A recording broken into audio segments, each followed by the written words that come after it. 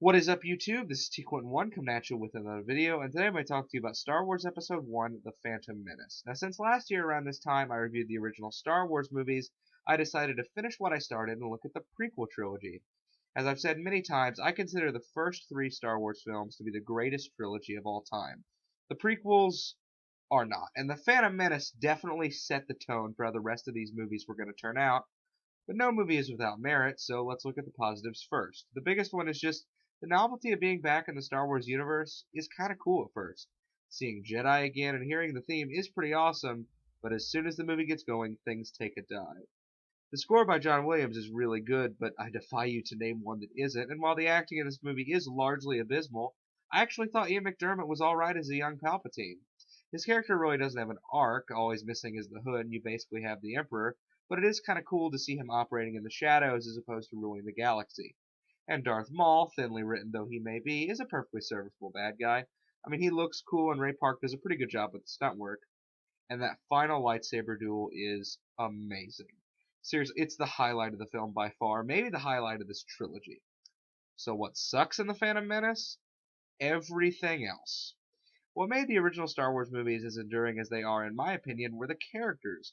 Luke, Han, Leia, everyone. They were great characters. Here, though, everyone in this movie is either cold and boring or ungodly annoying. I mean, I'm just going to go down the list here. Liam Neeson as Qui-Gon Jinn, easily his worst performance. He has no personality. Same goes for Natalie Portman as Queen Amidala and Jake Lloyd as Anakin. Jesus Christ. Okay, look, I'm sorry about what happened to this kid.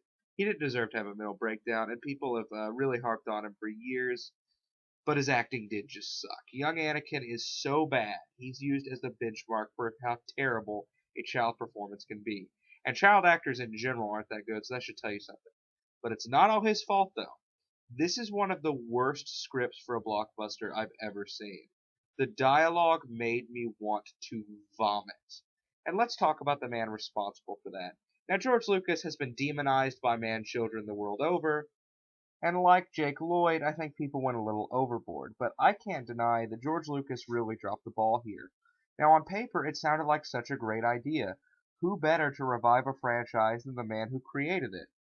Well, see, while working on the original films, he had a lot of limitations, but that turned out to be a good thing. It forced him to rein in his talents as a filmmaker and not just go nuts.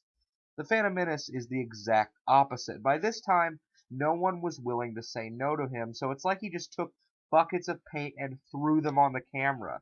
This movie throws so much shit at you, and instead of the heart and soul of the original trilogy, every shot, not every scene, every shot is just, whoa, look how wacky this thing is. For instance, I brought up how awesome the Duel of the Fates scene is, and it is great, but it keeps cutting back to all this other stupid shit, like the Gungans fighting off battle droids, or young Anakin accidentally blowing up a space station. It's just so convoluted. As Rick McCullum said, it's so dense. And speaking of Gungans, let's talk about the most universally reviled thing in The Phantom Menace, Jar Jar Binks. Honestly, people have talked to death about this character, so all I really want to say is he is an annoying cretin. I hate this character. But, motion capture wasn't really a thing, so he gave us that. All in all, The Phantom Menace is basically synonymous with disappointment, and while, as I've said a couple times, people do talk to death about it, and people go a little overboard, but it still sucks. I'm going to give it a 4 out of 10. This is T-Quentin1, signing out.